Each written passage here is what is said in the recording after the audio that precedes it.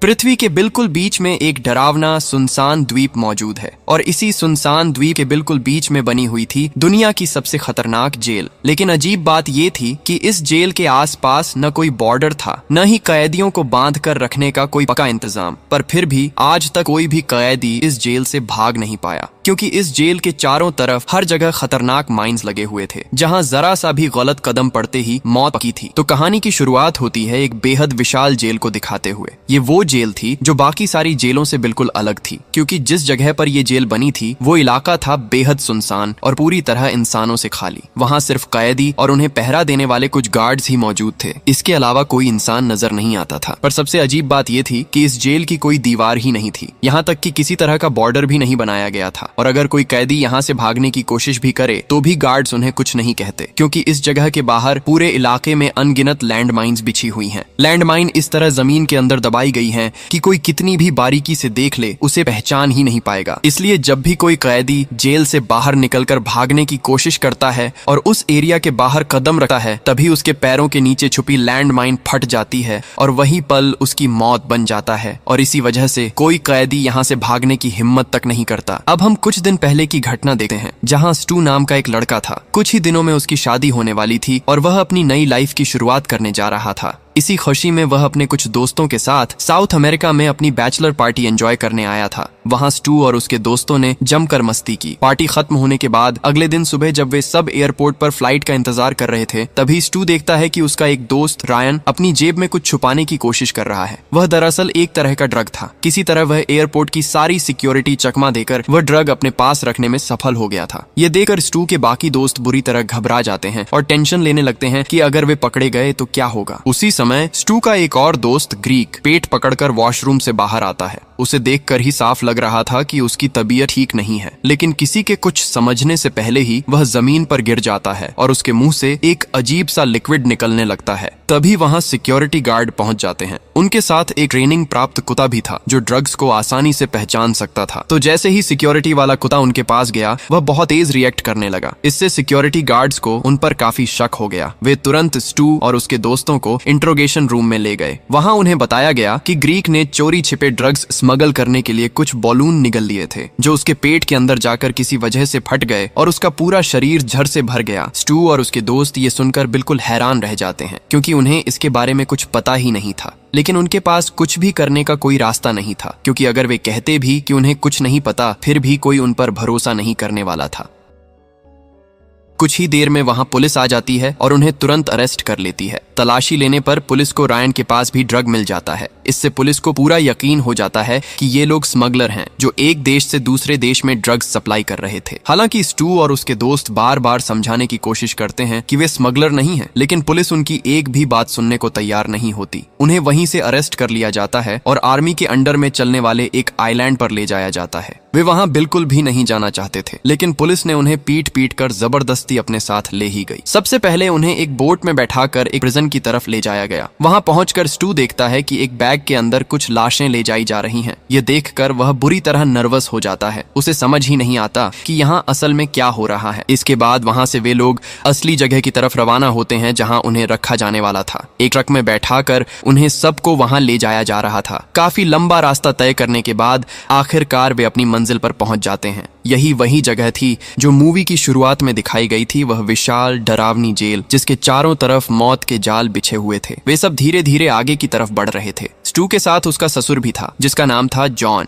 John वहां का माहौल देखकर काफी चौंक जाता है, क्योंकि वह सोच रहा था कि जेल के आसपास कोई दीवार क्यों नहीं है। क्या यहाँ के गार्ड डरते नहीं कि कोई कैदी भाग जाएगा? जॉन मन ही मन सोचता है कि यहाँ से भागना तो बहुत आसान होना चाहिए। सिर्फ जॉन ही नहीं, बल्कि वहाँ मौजूद लगभग हर कोई यही बात सोच रहा था। लेकिन तभी वे देखते हैं कि एक कैदी तेजी से दौड़ता हुआ जेल से बाहर भागने की कोशिश कर रहा है। ये देखकर एक गार्ड उसे शूट करने के लिए अपनी बंदूक तैयार करता है, मगर तभी दूसरा गार्ड उसे रोक लेता है। उधर स्टू और उसके दोस्त दूर खड़े होकर ये सब देख रहे थे। जब वह कैदी तेजी से दौड़ते दौड़ते काफी आगे चला जाता है, तभी उसका एक पैर जाकर एक माइन माइन पर पड़ता है और अगले ही पल जोरदार धमाका होता है। उसी जगह पर वो कैदी मारा जाता है। ये देखकर स्टू और उसके साथी बुरी तरह घबरा जाते हैं। उन्हें समझ आ जाता है कि इस जगह के चारों तरफ माइन बिछी हुई है, इसलिए जब भी कोई यहाँ से भागने की कोशिश करता है माइन फट जाती है और उसकी वहीं मौत हो जाती है। इसी वजह से यहाँ किसी दीवार की जरूरत ही नहीं है। ये सब देखकर जॉन समझ जाता है कि जितनी जल्दी हो सके उन्हें यहाँ से निकलने का कोई रास्ता ढूंढना होगा, क्योंकि उन्हें पता ही नहीं कि इस इलाके में कहाँ कहाँ मौत का जाल बिछा है। और यहाँ जॉन का बेटा काइयो भी मौजूद था। जॉन फिर अपने बेटे काइयो से डिसाइड करता है कि वे गार्ड से बात करेंगे और ब्रिटिश सिटीजन होने के नाते उनसे कोई स्पेशल मदद मांगेंगे। उधर ग्रीक के पेट में बॉलून फटने की वजह से वह पहले से ही बेहद बीमार था और अब उसके पेट से खून भी निकल रहा था। उसे तुरंत मेडिकल अटेंशन की जरूरत थी। ग्रीक अपने दो दोस्तों से कहता है कि किसी डॉक्टर को ढूंढ कर लाओ और दोनों दोस्त तुरंत निकल पड़ते हैं, ये देखने की वहाँ कोई डॉक्टर मिलता है या नहीं। उधर जॉन और उसका बेटा काई ऑफिस रूम में गार्ड के पास जाते हैं और वहाँ जाकर बताते हैं कि वे जेल के वार्डन से मिलना चाहते हैं। गार्ड उन्हें ऑफिस रूम की ओर जाने के लिए कहता है। वहाँ पहुंचकर दोनों बिल्कुल हैरान रह जाते हैं, क्योंकि इतने बड़े ऑफिस में उस गार्ड के अलावा कोई और मौजूद ही नहीं था। तभी वह गार्ड एक बटन दबाता है और एक कमरे का दरवाजा खुल जाता है। जॉन और काई भीतर चले जाते हैं। अंदर जाकर वे देखते हैं कि एक डेस्क पर एक कंप्यूटर रखा हुआ है और वहीं से किसी इंसान की आवाज आ रही है। वीडियो कॉल पर एक शख्स बैठा था, यही वह वार्डन था जिससे वे मिलना चाहते थे। वार्डन वीडियो कॉल पर उन्हें बताता है कि चूंकि वे सब ब्रिटिश सिटीजन हैं, इसलिए वह उनकी कोई मदद नहीं कर सकता, क्योंकि वे इस देश के नागरिक नहीं हैं। वार्डन उन्हें हाई कोर्ट में अपील करने की सलाह देता है। साथ ही वह यह भी कहता है कि कोर्ट का फैसला आने तक उन्हें यहीं कैद रहना होगा। जॉन फिर वार्डन से पूछता है, तो अंदाजन हमें यहाँ और कितने दिन कैद में रहना पड़ेगा? वार्डन जवाब देता है, ज्यादा नहीं, लगभग 5 से 6 साल लग सकते हैं। ये सुनते ही जॉन और काइयो के सिर पर जैसे बिजली गिर जाती है। अगर फैसला आने में 5-6 साल लगेंगे तो क्या वे इतने लंबे समय तक यहीं मरते रहेंगे? जॉन गुस्से में भरकर वार्डन से बहस करने लगता है, लेकिन तभी अचानक कंप्यूटर का स्क्रीन ब्लैंक हो जाता है। इससे जॉन और भी भड़क जाता है, लेकिन वे दोनों अब अच्छी तरह समझ चुके थे कि इस जेल से निकलना उनके लिए बिल्कुल भी आसान नहीं होगा। इधर काफी खोजबीन के बाद स्टू और उसके दोस्तों को एक डॉक्टर मिल जाता है, लेकिन इस जेल में जितने भी लोग थे, डॉक्टर, गार्ड, पुलिस ऑफिसर, सभी इस देश की स्थानीय भाषा बोलते थे, इसलिए वे अंग्रेजी शायद ही समझ पाते थे। उनमें सिर्फ जॉन ही ऐसा था जो सही तरह से अंग्रेजी बोल और समझ सकता था, इसलिए वही वार्डन से बात कर पाया। स्टू डॉक्टर को किसी तरह समझाने की कोशिश करता है कि वे कैसे यहाँ फंस गए, वे कोई अपराधी नहीं है, लेकिन भाषा अलग होने की वजह से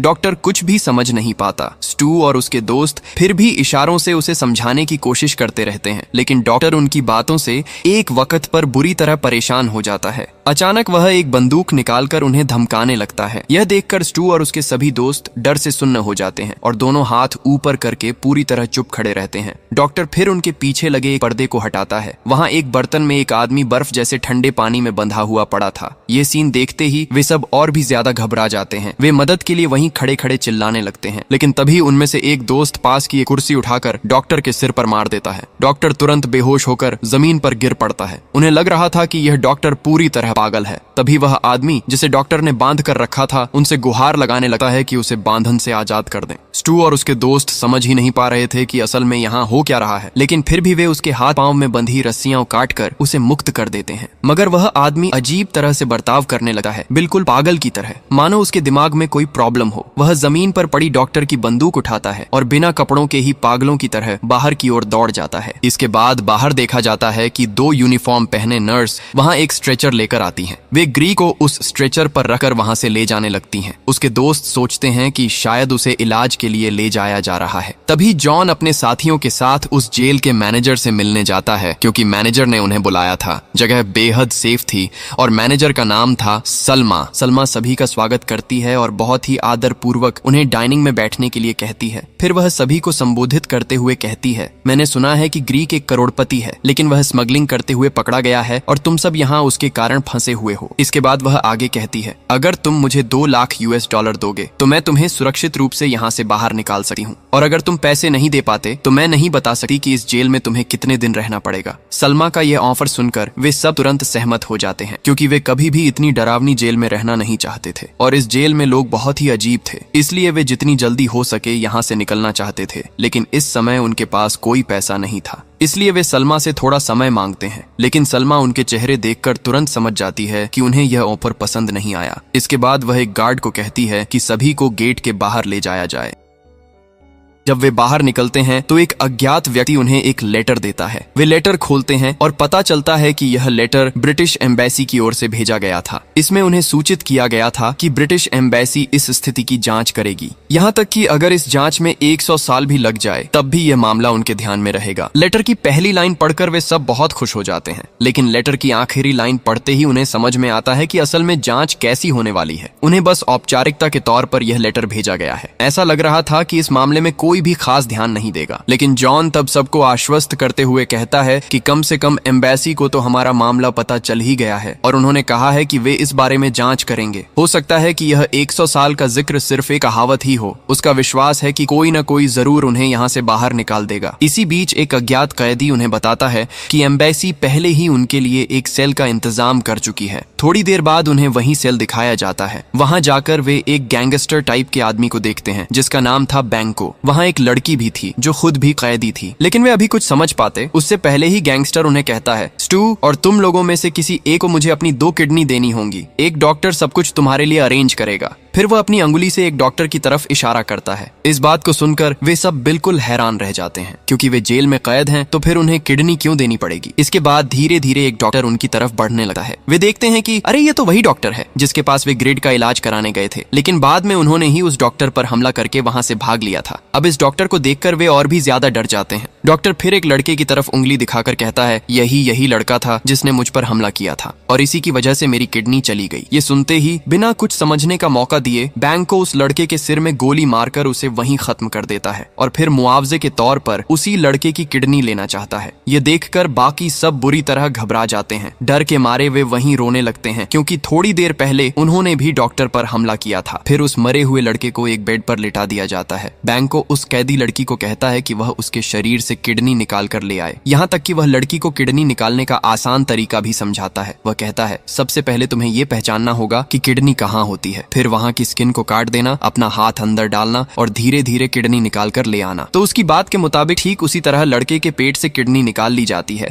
और यह पूरा काम उनके सामने ही किया जाता है। लड़की बहुत डर डर कर यह काम कर रही थी, क्योंकि ऐसा काम वह पहली बार कर रही थी। एक किडनी निकालकर वह उसे एक तय जगह पर रख देती है, लेकिन दूसरी किडनी निकालते समय वह गलती से उसे अपने हाथ से गिरा देती है। ये देखकर बैंक को बुरी तरह गुस्से में आ जाता है और एक और किडनी के लिए बाकी लोगों को तैयार रहने को कहता है। वह सभी को कहता है कि अब वे तय करें कि अपनी किडनी कौन देगा, लेकिन कोई भी कुछ जवाब नहीं देता। सभी वहां चुपचाप खड़े रहते हैं। तभी बैंको उनके सामने कुछ स्टिक फेंकता है और कहता है कि हर कोई अपनी मर्जी से एक एक स्टिक उठा ले। फिर जब सभी स्टिक उठा लेते हैं, वह बताता है कि जिसके हाथ में सबसे छोटी स्टिक होगी वही अब उसे अपनी किडनी देगा। तो देखा जाता है कि सबसे छोटी स्टिक जॉन के हाथ में है। अब रूल्स के हिसाब से जॉन को ही किडनी देनी होगी, लेकिन डॉक्टर जॉन की किडनी निकालने के लिए तैयार नहीं होता, क्योंकि जॉन की उम्र काफी ज्यादा थी। अब जॉन के बाद सबसे छोटी स्टिक उनके दोस्त ह्यूगो के हाथ में थी, इसलिए तय किया गया कि ह्यूगो से दूसरी किडनी ली जाएगी। ह्यूगो बेहद डर जाता है, लेकिन यहाँ उसका कुछ भी करने का मौका नहीं था। ह्यूगो अपना कपड़ा उतारकर बर्तन में बर्फ के पानी में बैठ जाता है।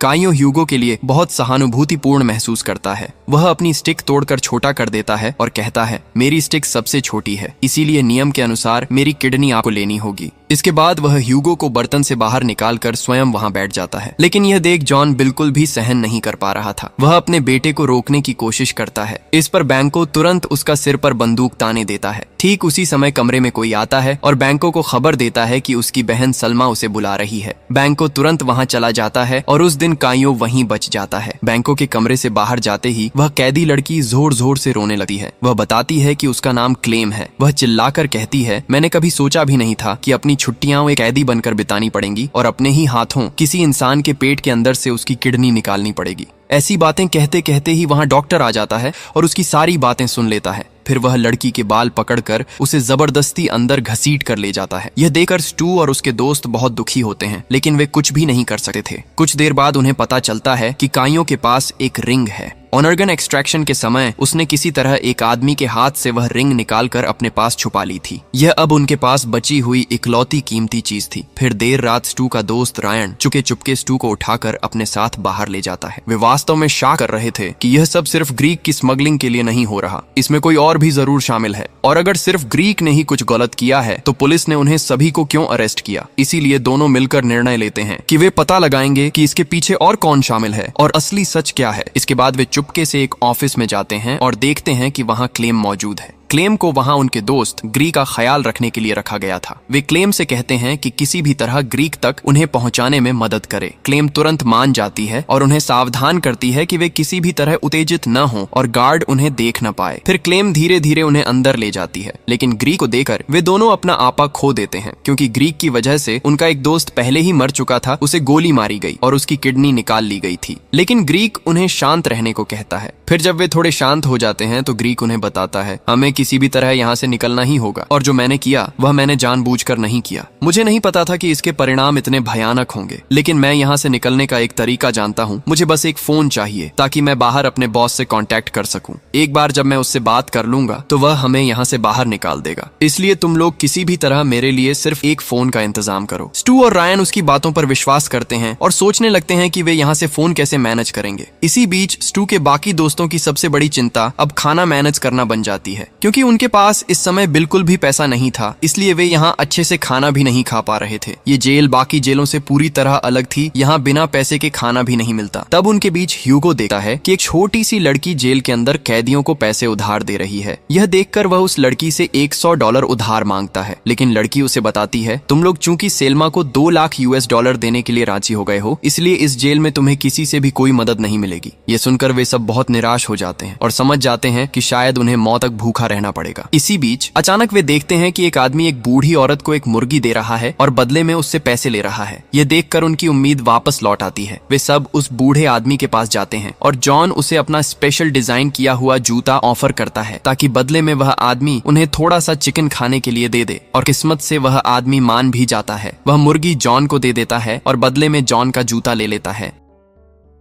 उधर स्टू और रायन उस अंडरटेकर को ढूंढने में लगे थे, क्योंकि वे उसे कुछ काम करने के लिए इस्तेमाल करना चाहते थे, और आखिरकार वे उसे ढूंढ ही लेते हैं। वह मुख्यतः कैदियों के शव को जलाने या जमीन में दबाने जैसे कामों में लगा होता था। तो वे अंडरटेकर से कहते हैं कि वह उनके लिए 2 काम करे। पहले उनके उस दोस्त की लाश जिसे मारा गया था उसे जला देना, और दूसरे उन्हें एक फोन कॉल का इंतजाम कराना। इसके बदले में वे उसे वह रिंग ऑफर करते हैं जो उन्होंने यहाँ पहुंचकर पाई थी। अंडरटेकर उस रिंग को थोड़ी देर देखकर समझता है कि यह बहुत कीमती है और तुरंत ही उनके ऑफर को मान लेता है, लेकिन वह बताता है कि वह सिर्फ एक ही काम कर सकता है, इसलिए उन्हें तय करना होगा कि वह कौन सा काम करेगा। चूंकि स्टू और रायन की जेल से किसी भी हालत में बाहर निकलना था, इसलिए वे उसे फोन का इंतजाम करने का काम करने के लिए चुनते हैं। इसके बाद वह आदमी रिंग लेकर उन्हें उसके बदले एक पुराना फोन दे देता है। स्टू तब वो फोन लेकर सीधे ग्रीक के पास चला जाता है। दोनों जेल के वॉशरूम में छुप जाते हैं। ग्रीक तुरंत अपने बॉस को कॉल करता है और उसे रिक्वेस्ट करने लगता है कि किसी भी तरह वह उन्हें यहाँ से बाहर निकलवा दे। बॉस उन्हें बाहर निकालने के लिए तैयार तो हो जाता है, लेकिन उससे पहले वह जानना चाहता है कि आखिर उनकी हालत ऐसी क्यों हुई। ये सुनते ही ग्रीक तुरंत फोन काट देता है। फिर वह स्टू से कहता है कि उसके बॉस को असली कहानी किसी भी हाल में नहीं बतानी है, वरना बॉस बहुत गुस्सा हो जाएगा। वह स्टू को समझाते हुए कहता है, देखो तुम किसी तरह सारी गलती अपने ऊपर ले लेना। मेरे बॉस से कहना कि ये सब तुमने किया, तुम्हारे पास से ही ड्रग्स मिले थे। अगर तुम ये बात कह दोगे तो वह जरूर मुझे किसी न किसी तरीके से यहाँ से निकाल लेगा, और मैं वादा करता हूँ अगर मैं एक बार यहाँ से बाहर निकल गया तो मैं तुम सबको भी यहाँ से आजाद कर दूंगा। स्टू चुपचाप उसकी सारी बातें सुनता रहता है और आखिर में उसके कहे अनुसार करने के लिए तैयार भी हो जाता है। इसके बाद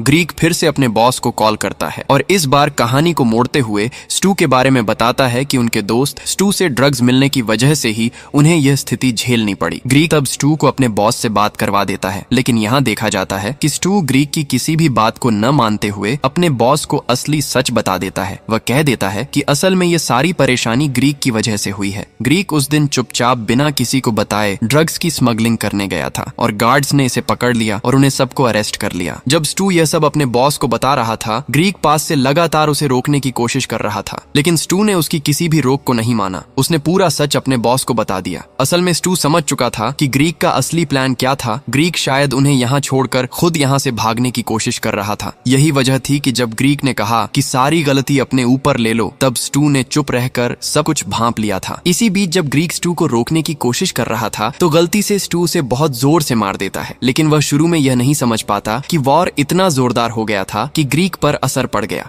स्टू खुद ग्रीक पर बैठकर अपने बॉस से बात करने लगता है। बात खत्म करने के बाद जब वह ग्रीक को उठाने की कोशिश करता है तो पाता है कि ग्रीक कोई प्रतिक्रिया नहीं दे रहा। वह बार बार पुकारता है, लेकिन ग्रीक इसी तरह जवाब नहीं देता। फिर वह देखता है कि ग्रीक ने सांस लेना बंद कर दिया है। तभी उसे समझ आता है कि ग्रीक अब जिंदा नहीं है। उसकी गलती से उसका दोस्त मर चुका है। ये देखकर स्टू बहुत डर जाता है। वह समझ नहीं पाता कि अब क्या करे, इस मृत शरीर को कहाँ रखे। ठीक ठीक इसी समय वॉशरूम के दरवाजे पर कोई नॉक करता है। इससे उसका डर और बढ़ जाता है और कोई विकल्प न देखकर वह ग्रीक के शरीर को कमोड में डाल देता है और बाहर निकल जाता है। फिर वह दौड़कर अपनी सेल में पहुंचता है और वहां दीवार के एक हिस्से को तोड़कर फोन छुपाने की कोशिश करता है। इसी दौरान जॉन, जो वह मुर्गी अपने जूते के साथ एक्सचेंज करके ले आया था, वह बाहर निकल जाती है। उधर फोन छुपाकर जब स्टू बाहर निकलता है तभी अचानक उसे दिखाई देता है कि ऊपर से मुर्गी का एक पंख नीचे गिर रहा है। फिर वह ऊपर देखकर देखता है कि एक आदमी उस मुर्गी को पकड़कर खड़ा है। वह आदमी स्टू से कहता है, वॉशरूम में थोड़ी देर पहले तुमने क्या किया मैं सब देख चुका हूँ। यह सुनकर स्टू एक पल भी बर्बाद नहीं करता और सीधे उस आदमी के पास चला जाता है। वह उसे रिक्वेस्ट करता है कि इस बारे में वह किसी को कुछ न बताए, लेकिन इसके बदले वह आदमी स्टू से कहता है कि उसे उसके लिए एक काम करना होगा। स्टू उसकी बात मान लेता है और वह आदमी भी उसे चिकन वापस कर देता है। रात को जब सब लोग सेल में एक साथ बैठकर उस मुर्गी को फ्राई करके खा रहे होते हैं, स्टू सबको एक सुझाव देता है। वह कहता है कि इस आइलैंड में एक फैक्ट्री है और हमें वहां काम करके पैसे कमाने चाहिए, नहीं तो हम सब यहाँ भूख से मर जाएंगे।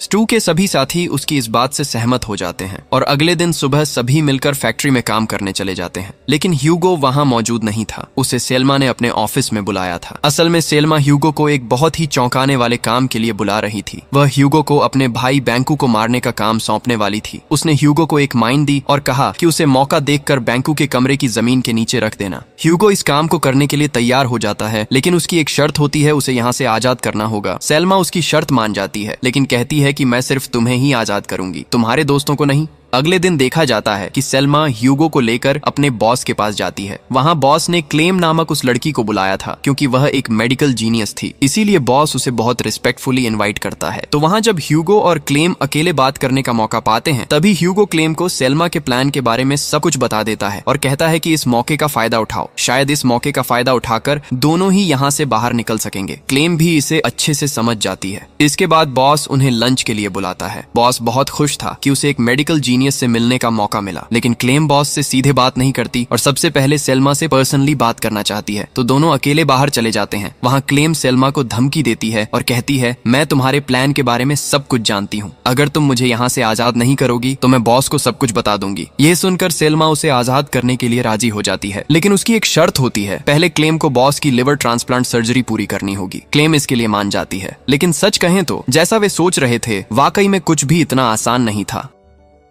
इसी बीच देखा जाता है कि स्टू उस आदमी की फैक्ट्री के सबसे अंडरग्राउंड हिस्से तक पहुंचने में मदद कर रहा है, जिसके साथ कल रात मुर्गी का डील हुआ था। वहां एक टनल है जिसका गेट सीधे समंदर की तरफ खुलता है। जैसे ही वह गेट तक पहुंचता है, उसे समझ आता है कि वहां भी गार्ड की कड़ी चौकसी है। यहाँ तक कि वह देखता है कि वहां मृत लोगों के अंग पड़े हैं, जिससे लग रहा था कि कोई भयानक जीव उन पर हमला कर चुका है। ये सब देखकर वह डर जाता है और फिर फैक्ट्री में वापस लौटा है और मुख्य गेट से बाहर निकलने की कोशिश करता है। लेकिन तभी देखा जाता है कि स्टू अपने पेट पर हाथ रखकर वॉशरूम में जा रहा है। वहां जाकर वह अपने शरीर से ड्रग्स जैसी कोई चीज निकालता है और इसी दौरान जब उसके अन्य साथी दरवाजे पर नॉक करते हैं, वह जल्दी से उन चीजों को वॉशरूम में फ्लश कर देता है और बाहर निकल आता है। उसके दोस्त जब पूछते हैं कि क्या हुआ, ठीक उसी समय कमोड ओवरफ्लो हो जाता है और पानी के साथ सभी ड्रग्स बाहर आ जाती हैं। यहीं पर यह खुलासा होता है कि असल में स्टू खुद भी ड्रग्स की स्मगलिंग में शामिल था। इसी समय पहाड़ के ऊपर सेल्मा और उसका भाई एक इवेंट का आनंद ले रहे थे। यहाँ सेल्मा ह्यूगो को एक सिग्नल देती है। ह्यूगो फिर छुपाकर रखी माइन को बैंकू के कमरे में सेट करता है और वहां से निकल आता है। इसके बाद वह दूसरे कमरे में जाकर खुद को रिलैक्स करने के लिए ड्रिंक्स लेने लगता है। तभी अचानक बैंकू का एक दोस्त ह्यूगो के पीछे खड़ा हो जाता है। इससे वह चौंक जाता है और बोतल नीचे रख देता है। ठीक उसी समय एक अलार्मिंग डिवाइस से आवाज आने लगती है। ये सुनकर बैंकू का दोस्त अपनी पहचान प्रकट कर देता है। असल में वह एक अंडरकवर एजेंट था और यहाँ बैंकू और सेल्मा के क्राइम की जांच करने आया था। ये सुनकर ह्यूगो डर कर वहां से भागने की कोशिश करता है, लेकिन वह आदमी उसे पकड़ लेता है। ठीक इसी समय कमरे से माइन ब्लास्ट हो जाती है। बैंकू दौड़ते हुए अंदर जाता है और देखता है कि उसका दोस्त यानी वह अंडरकवर एजेंट शरीर से टुकड़े टुकड़े होकर जमीन पर पड़ा है। वे लगातार उस सेल पर शूट कर रहे थे क्योंकि सेल्मा ने उन्हें ऐसा करने के लिए कहा था, लेकिन उन्हें पता नहीं था कि अंदर कोई था।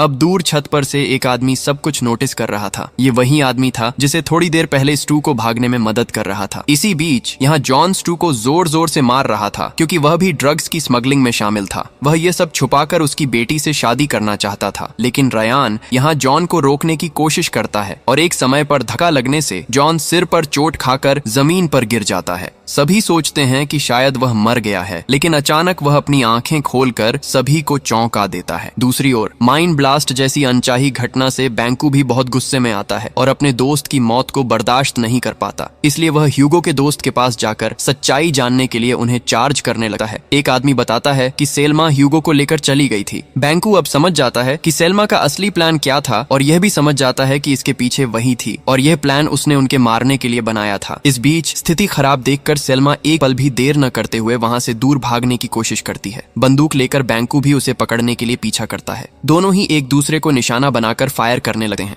इसी बीच टॉवर में मौजूद गार्ड नीचे उतर आता है। इसी बीच स्टू की मदद से वह आदमी दूर से सब कुछ बहुत ध्यान से देख रहा था। जब उसने देखा कि गार्ड नीचे उतर गया है तो वह उसी मौके का फायदा उठाकर गार्ड के कमरे में चला जाता है। वहां जाकर वह कंट्रोल रूम को फोन करता है और बताता है कि बैंकू और सेल्मा के बीच बहुत बड़ी परेशानी हुई है, इसीलिए कंट्रोल रूम के सभी लोगों को तुरंत वहां जाना चाहिए। लेकिन ठीक उसी समय कंट्रोल रूम के सभी मॉनिटर बंद हो जाते हैं। जब कंट्रोलर इसे ठीक करने की कोशिश करता है तभी उसे बिजली का झटका लगता है और वह बेहोश हो जाता है। इस मौके का फायदा उठाकर जेल में सभी वहां से दूर भागने की कोशिश करते हैं। जैसे ही वे दौड़कर बाहर निकलने वाले होते हैं, कंट्रोलर का होश वापस आता है और वह तुरंत इमरजेंसी बटन दबा देता है। इसी बीच जब स्टू सबसे पहले दौड़कर माइनफील्ड में कदम रखने वाला होता है तभी रयान उसे रोक देता है, क्योंकि उसने थोड़ी दूर से विस्फोट की आवाज सुनी थी। ये सुनते ही सभी लोग अपने अपने स्थान पर खड़े हो जाते हैं, क्योंकि अगर वे वहां से थोड़ी भी मूव करते तो माइंड ब्लास्ट हो जाती। लेकिन जॉन इस बात को ज्यादा महत्व नहीं देता, क्योंकि वह सोचता है कि शायद उन्हें फिर कभी ऐसा मौका न मिले। फिर भी उसके बेटे काय उसे चेतावनी देने के बाद भी जॉन वहां से भागने के लिए मूव करता है और ठीक उसी समय एक माइंड ब्लास्ट हो जाती है और जॉन का शरीर वहां बिखर जाता है। इस समय स्टू चिल्लाता है और किसी से कहता है कि वह फोन उसके पास फेंक दे, जो कि काय के पास था। असल में स्टू और रयान सेफ जोन में खड़े थे, यानी माइन फील्ड से बाहर। वे काय को भरोसा दिलाते हैं कि जैसे ही वे फोन पा लेंगे वे किसी न किसी तरह काय को वहां से बाहर निकालने की व्यवस्था करेंगे। भरोसा पाकर काय जमीन से फोन उठाकर स्टू की तरफ फेंकता है, लेकिन फोन जाकर उस आदमी के हाथ में गिरता है जिसने कंट्रोल रूम को फोन करके कैदियों को भागने का मौका दिया था। असल में यह आदमी थोड़ा धार्मिक किस्म का था। फोन पाते ही वह वहां से बाहर जाने का रास्ता खोजने लगता है, तो स्टू और रयान भी उस आदमी को फॉलो करते हुए उसके साथ जाने लगते हैं। लेकिन काय उन्हें कई बार बुलाने के बावजूद भी एक बार भी पीछे मुड़कर नहीं देखता, उसे मदद नहीं करता और उसके साथ धोखेबाजी करता है। एक तरफ उसके पिता की मौत का दुख था, दूसरी तरफ अपने प्रिय दोस्तों का धोखेबाजी। ये सब कुछ काय बिल्कुल भी स्वीकार नहीं कर पा रहा था। इसी बीच देखा जाता है कि बॉडीगार्ड एक जवान लड़के को लिवर ट्रांसप्लांट के लिए ले जाता है और इस लिवर ट्रांसप्लांट की सर्जरी क्लेम को करनी होती है। तभी किसी ने उनके कमरे में बम जैसी कोई चीज फेंक दी। सभी सोचते हैं कि शायद यह तुरंत ब्लास्ट हो जाएगा, इसलिए कुछ लोग तुरंत कमरे से बाहर दौड़ जाते हैं। असल में यह काम उस जवान लड़के की बहन ने किया था ताकि वह उसे बचा सके। जब वह लड़का वहां से भागने की कोशिश करता है तो उसके साथ बॉडीगार्ड और डॉक्टर की फाइट शुरू हो जाती है। लेकिन जैसे ही वह मारपीट से बचकर भागना चाहता है तभी सलमा आती है और उसका रास्ता रोक देती है। उसी समय क्लेम पीछे से आता है और उसकी गर्दन में एक इंजेक्शन लगा देता है, जिससे लड़का जमीन पर बेहोश होकर गिर जाता है। सलमा क्लेम के काम से बहुत खुश हो जाती है और अपने बॉडीगार्ड को ऑर्डर देती है कि उसे सेफ तरीके से अपने कमरे में ले जाए। तो जब भी वे दोनों वहां से बाहर निकलते हैं, ठीक उसी समय दो बच्चे उस बॉडीगार्ड पर चाकू से हमला कर देते हैं। क्लेम दौड़कर जाकर बॉडीगार्ड का हाथ पकड़ लेती है। हमला करने वाली लड़की फिर क्लेम को इशारा करती है कि वह तुरंत वहां से चला जाए। इसके बाद क्लेम उस बॉडीगार्ड की जेब से एक चाबी निकालकर वहां से जल्दी निकल जाती है। असल में क्लेम ने इन बच्चों के साथ डील कर रखा था। दूसरी तरफ स्टू, रयान और बाकी कई लोग उस आदमी के साथ भागने की कोशिश करते हैं। रास्ते में स्टू उस अंडरटेकर की मृत देह देखता है जिसने रिंग के बदले उन्हें फोन दिया था। वे दोनों तुरंत अंडरकवर की बॉडी सर्च करने लगते हैं, क्योंकि वे वही रिंग ढूंढ रहे थे। थोड़ी ही देर में उन्हें वह रिंग मिल जाती है। इसके बाद देखा जाता है कि क्लेम जो चाबी लेकर एक कमरे में प्रवेश करती है, वहां एक और लड़की को बंदी बनाया गया था। क्लेम उस लड़की की बंधन खोलकर उसे मुक्त कर देती है। लड़की का नाम था जेमा। जेमा इस काम के लिए क्लेम के प्रति बहुत खुश हो जाती है। वह क्लेम को भरोसा देते हुए कहती है, मैं तुम्हें इस आइलैंड से बाहर निकलने में मदद कर सकती हूँ। यह कहते हुए वह कमरे से बाहर चलने लगती है और अजीब तरह से कमरे से बाहर निकलते ही जेमा क्लेम को दरवाजे के अंदर लॉक कर देती है और वहां से चली जाती है। जेमा के इस व्यवहार को देखकर क्लेम बहुत हैरान हो जाती है। उसे इसके पीछे कोई कारण समझ नहीं आता। वह तब मदद के लिए जोर जोर से चिल्लाने लगती है। इसी समय सलमा आती है और उसका लॉक खोल देती है और कहती है कि सर्जरी का समय हो गया है, डॉक्टर तुम्हारे लिए अंदर इंतजार कर रहा है। इसके बाद वे दोनों डॉक्टर के पास जाते हैं, लेकिन डॉक्टर के कमरे में में जाकर वे दोनों बहुत हैरान हो जाते हैं क्योंकि वे देखते हैं कि डॉक्टर की मृतदेह बाथटब में पड़ी है। क्लेम दौड़कर डॉक्टर के पास जाती है उसका पल्स चेक करने के लिए, लेकिन तभी जेमा उस पर हमला कर देती है। जब सलमा उसे रोकने की कोशिश करती है तो उनके बीच वहां लड़ाई शुरू हो जाती है। एक चरण में किसी के हाथ से बंदूक नीचे गिर जाती है। इस मौके का फायदा उठाते हुए क्लेम वह बंदूक उठा लेती है, जिससे तुरंत वहां उनकी लड़ाई रुक जाती है। जेमा तब बार बार वहां रखे एक फ्रिज की तरफ देखने लगती है। क्लेम जब उससे इस बारे में सवाल करता है तो वह खुलासा करती है कि इसके दरवाजे के पीछे एक गहरा टनल है जो सीधे समंदर के किनारे से जुड़ा हुआ है। ये सुनकर क्लेम भी जेमा के साथ उस टनल के जरिए वहां से भागने के लिए तैयार हो जाता है। तब सलमा भी उनके साथ भागना चाहती है, इसलिए ये तीनों मिलकर एक हो जाते हैं।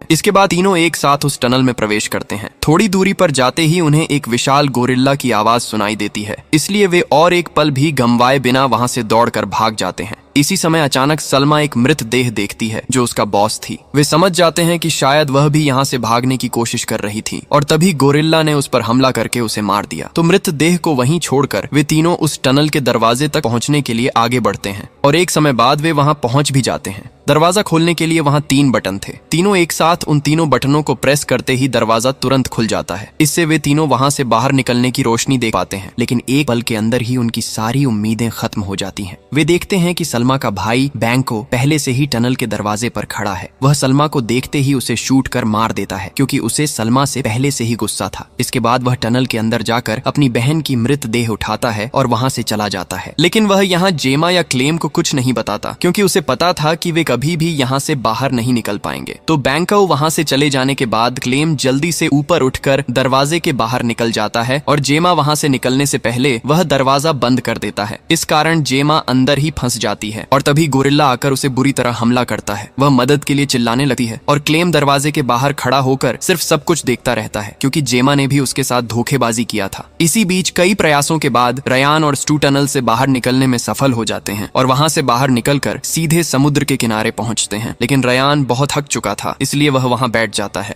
और अचानक वह देखता है कि स्टू एक बड़ा पत्थर हाथ में लेकर उसकी ओर बढ़ रहा है और कुछ समझने से पहले ही वह उस पत्थर से रयान के सिर पर वार कर उसे मार देता है। और उसे मारने के पीछे भी एक कारण था। असल में उन्होंने फैक्ट्री से बहुत सारे ड्रग्स चोरी कर लिए थे और स्टू चाहता था कि ड्रग्स बेचकर सारा पैसा वह अकेले ले जाएगा, इसलिए उसने शुरू से ही रयान को मारने का प्लान बनाया था। यानी यहाँ का हर इंसान स्वार्थी था, वे सब सिर्फ अपने फायदे के लिए ही सब कुछ कर रहे थे। अब रयान की बॉडी वहीं छोड़कर स्टू एक बोट में बैठकर अपने शहर लौटने के लिए रवाना हो जाता है। लेकिन अचानक क्लेम पानी से बोट में कूद पड़ती है। स्टू उसे देखकर बहुत हैरान हो जाता है। इस बीच क्लेम देख चुका था कि स्टू ने रयान को मार डाला, इसीलिए अब स्टू के लिए क्लेम का जिंदा रहना भी खतरे में आ गया है। वहीं क्लेम भी समझ रहा था कि स्टू उसे कभी भी मार सकता है क्योंकि उसने स्टू के बारे में सब कुछ जान लिया था। लेकिन तभी अचानक उनकी नजर उनके बीच रखे हुए एक बंदूक पर पड़ती है। वे दोनों कुछ समय के लिए एक ही नजर से उस बंदूक की तरफ देखते रहते हैं और अचानक वहां से गोली चलने की एक जोरदार आवाज सुनाई देती है और तभी सीन बदलकर रयान के पास चला जाता है। यहाँ देखा जाता है कि रयान असल में मरा नहीं था, वह अभी भी जिंदा है। लेकिन इसके बावजूद एक रहस्य बना रहता है, असल में बोट में किसने किसे गोली मारी थी, क्लेम ने स्टू को या स्टू ने क्लेम को। आखिर में उनके बीच कौन बचा या दोनों ही मरे, ये स्पष्ट रूप से नहीं दिखाया जाता और इसी गहरे रहस्य के बीच कहानी यहीं खत्म हो जाती है।